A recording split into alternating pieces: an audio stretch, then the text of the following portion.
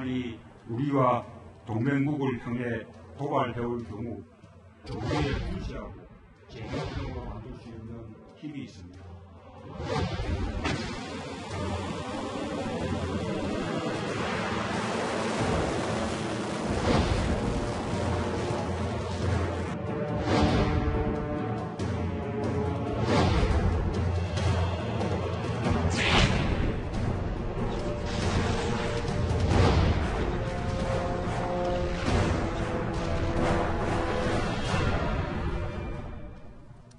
북한의 중장거리 미사일 도발에 대응해 우리 군도 이번에 가만히 있지 않았습니다. 현무2 두 발을 대응 발사했습니다. 합동참모본부의 발표 내용 먼저 들어보시죠.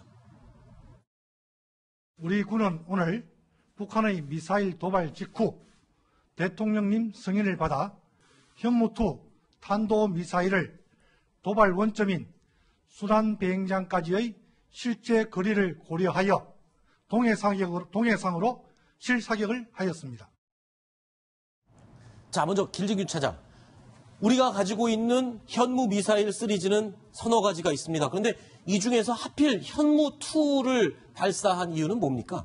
아까 방송에서 나왔었지만요. 지금 발사한 지점이 순안 비행장입니다. 순항이 그렇죠. 아니고요. 아까 네. 자막이 잘못 나온 것 같은데 평양 남쪽에 있는 북한의 그 공군 기지입니다. 그렇죠. 우리나라 같으면 성남 비행장하고 비슷한 그런 곳인데 거기서 발사가 됐거든요. 거기까지 거리가 한 250km 정도 됩니다. 네. 현무2A가 바로 사거리가 300km 정도 되기 때문에 네. 이걸 동해안에서 그 거리를 계산해 보면 거기까지 딱 갈 수 있는 그런 네. 순항 미사일이기 때문에 우리가 원점을 타격할 수도 있다라는 네. 그런 우리의 군사력을, 무력을 보여주는 그런 차원에서 현무2A를 오늘 발사한 겁니다. 아, 그렇군요. 자, 우리가 보유하고 있는 탄도미사일 현무1은 180km를 날아갈 수 있지만 이 현무1을 개량해서 만든 게 현무2입니다. 그런데 이게 사거리가 300km. 그러니까 우리 미사일 기지에서 평양 순안공항까지의 거리를 재보니까 250km 정도다. 그러면 거기에 적절한 미사일은 다른 게 아니라 현무2A다 해서 이 미사일을 두 발 발사하게 된 겁니다. 자, 미사일을 어느 방향으로 발사했는지 저희가 지도를 준비했습니다. 보시죠. 자, 이쪽 부근에서 예를 들어 발사를 했다 쳤을 때 동해바다를 향해서 250km를 날아가게 오늘 발사한 겁니다. 자, 그러면 거리를 따지면 평양 순안공항에 떨어지게 되는 이러한 훈련을 한 거죠. 자, 이 방법이, 대응하는 방법이 참 똑같은 방법으로 대응한 것 같습니다. 그러니까 괌을 쏘겠다 하고 북태평양을 향해서 쐈는데 네. 그 거리를 방향만 틀면 괌까지 도착하는 것을 북한이 보여줬거든요. 우리 군도 똑같이 동해바다로 쏜 다음에 방향만 틀면 평양까지 갈 수 있다. 이걸 보여준 거죠. 그러니까 북한이 미사일 쏜 직후에 한 6분 후에 바로 이제 쐈던 얘기는 네. 미리 북한 미사일 동향을 다 파악을 했던 얘기거든요. 아하. 그래서 북한이 미사일을 쏘는지를 벌써 48시간 전부터 알았고 어저께 하루 전에 네. 대통령께 보고가 됐다고 하니까 네. 북한의 미사일 움직임을 거의 다 우리가 알고 있었습니다. 네. 알고 있었고 그다음에 거기에 거리에 맞춰가지고 정확히 우리도 이제 북한 미사일을 사전에 없애버릴 수 있다는 것을 능력을 과시한 겁니다. 네. 자, 우리가 보유하고 있는 이 현무 미사일 시리즈는 탄도미사일을 요격하는 미사일 용도가 아닌 걸로 알고 있습니다. 왜냐하면 이 현무 미사일은 우리의 선제적인 이 타격 시스템, 킬체인에 포함되는 그런 무기 체제잖아요. 그래서 북한이 도발 징후를 보일 때 미사일을 쏘기 전에 미리 이 현무 시리즈가 날아가서 미사일 기지 자체를 폭파시키는 그런 시스템 아니겠습니까? 자, 그거를 저희가 그림으로 표현해봤습니다. 예를 들어 황주에서 노동미사일을 발사할 징후가 포착이 될 경우에 우리의 정보 자산들이 가동이 돼서 포착을 하게 됩니다. 따라서 이후에 발사 전에 미리 현무 시리즈와 에이테킴스 등이 발사돼서 미사일 기지 자체를 초토화시키는 그런 시스템. 자, 이론상으로는 그게 맞죠. 네. 근데 북한이 저걸 허위로 세울 수도 있고요. 우리 쪽으로 쏜다는 보장도 없고요. 저럴 때 지금 대한민국 대통령께서는 발사 명령 내리실 수 있나요? 우리 합참의장은 못 내리시고. 쏠 것 같을 때에 네. 대한 판단이 굉장히 중요하겠죠. 굉장히 중요한 거죠. 저게 네. 지난번에도 몇 기가 무더기 발사를 했는데 네. 어떻게 할 거냐. 지금 여기에 대한 결심을 준비를 안 해놓으면 그 방법이 있습니다. 그럴 경우에는 그 사격권을 이양을 하면 됩니다. 네.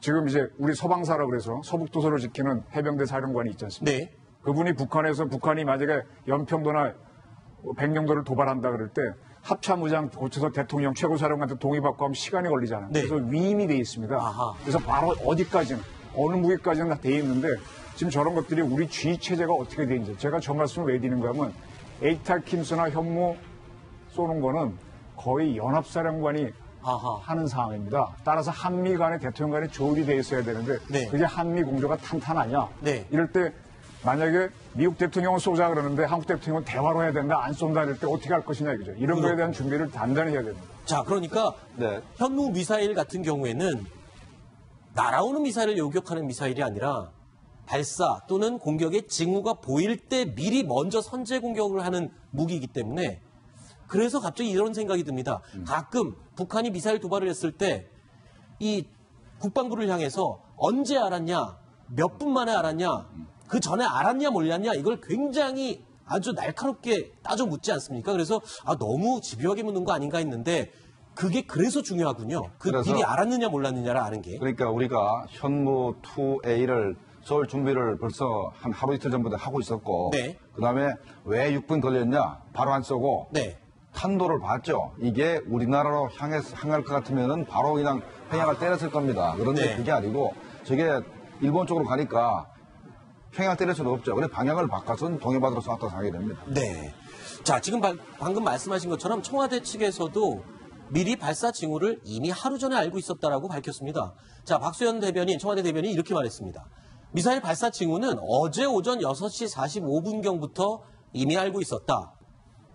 대통령께도 어제 오전 중에 보고를 했고 북한이 감행한 즉시 동시에 발사할 것을 사전에 어제 다 제거한 상태였다. 그러니까 우리 정보 자산을 통해서 이미 북한의 움직임을 다 알고 있었군요. 저게 이제 평작권을 대통령이 행사했다는 뜻입니다. 네. 대통령이 최고 사령관 아닙니까, 대한민국. 네. 그분으로서의 어떤 우선 미사일 사령부라든지 합참의장한테 위임을 했다는 건데 이 평시니까 가능합니다. 전시가 됐을 때 어떻게 할 것이냐. 이게 지금 우리 NSC가 제대로 이번에도 보게 되면 총리 이하 수많은 사람을 모아서 NSC를 했다 그러는데 미국의 트럼프가 하는 NSC는 몇 명 합니까? 6명 달랑 모여서 쉽게 결정하잖아요. 네. 많은 사람이 모이면 중구난방이 되는 거예요. 그래서 지금 우리 이 위기관리 시스템을 제가 하나 지적드리고 싶고 또 하나가 있는데 대통령이 이제 동맹국을 향해 도발할 경우에 조기에 분쇄하고 재기 불능으로 만들 힘이 있다 그렇게 얘기하셨는데 이거 저는 조금 이게 위기에 커질 수 있다고 생각하는데 이런 발언을 하시려면은 네. 전술핵 재배치를 하거나 네. 라고 했을 때 됩니다. 왜냐하면 북한이 핵을 갖고 있다는 걸 우리가 인정봐야 되거든요. 네. 핵을 가진 나라에 대해서 핵이 없는 나라가 이렇게 발언을 세게 하면 오히려 전쟁 가능성이 커집니다. 알겠습니다. 따라서 전술핵을 배치해놓고 해야 되고 아니면은 차라리 침묵을 하면서 NCND로 가는 게 좋습니다. 알겠습니다. 일단 전술핵 재배치 문제는 정치권에서도 그렇고 국내에서도 그렇고 해외에서도 논란이 많은 문제입니다. 이 주장은 이정훈 부장의 개인적인 사견을 진짜 전제로 말씀을 해주신 걸로 이해를 이거는 하고 교과서에 나오는 건데 핵국을 상대할 때는 핵으로 네. 상대하고 핵이 없는 나라가 상대할 알겠습니다. 때는 동맹국의 핵을 없거나 해야 되는데 우리가 핵이 없는 상태에서 북한에서 강경한 발언을 하고 현무를 써서 똑같이 대응하다 보면요. 알겠습니다. 북한이 진짜 우리한테 사격할 수 있습니다. 네. 그래서 위기 관리에 대해서 청와대는 신경을 좀 써야 됩니다. 네. 어제 저 상황이 좀 재밌는 포인트가 하나는 한미가 같이 본 거잖아요. 네. 보고 그게 공개가 돼서 오늘 아침 조간신문에 나오지 않았습니까? 네. 미국에서 MBC가 보도를 했고요. 네. 통상 그렇게 한미가 다 그 움직임을 보게 될 때는 북한이 안 쏘고 네. 지난번에는 하루 있다 쏘고 그랬잖아요. 그렇죠. 그게 이제 왜냐하면 기습을 하려고 하기 때문인데 그래서 저는 오늘 안 쏠 줄 알았어요. 그런데 다 보여주고 오늘 쏘더라고요. 예, 그것도 오늘 그 미사일 발사의 한 중요한 포인트인 것 같습니다. 네. 그러니까 북한이 다 보여주고 미사일을 쏴도 감히 나를 건드릴 수 있느냐? 우리가 핵탄두가 있는데 라는 그런 자신감이기 때문에 네. 더 아주 건방지고 오만해졌습니다. 그러네요. 자, 그런데 한 가지 걱정거리가 있습니다. 발사 징후 또는 공격 징후가 있을 때 먼저 선제 타격을 할 수 있는 킬체인의 핵심 전력인 우리 현무 2A 미사일 오늘 2발을 발사했는데요. 한 발은 250km를 날아가서 정확하게 목표물을 타격했습니다. 그런데 안타깝게도 한 발은 발사 직후에 바다로 빠졌다고요?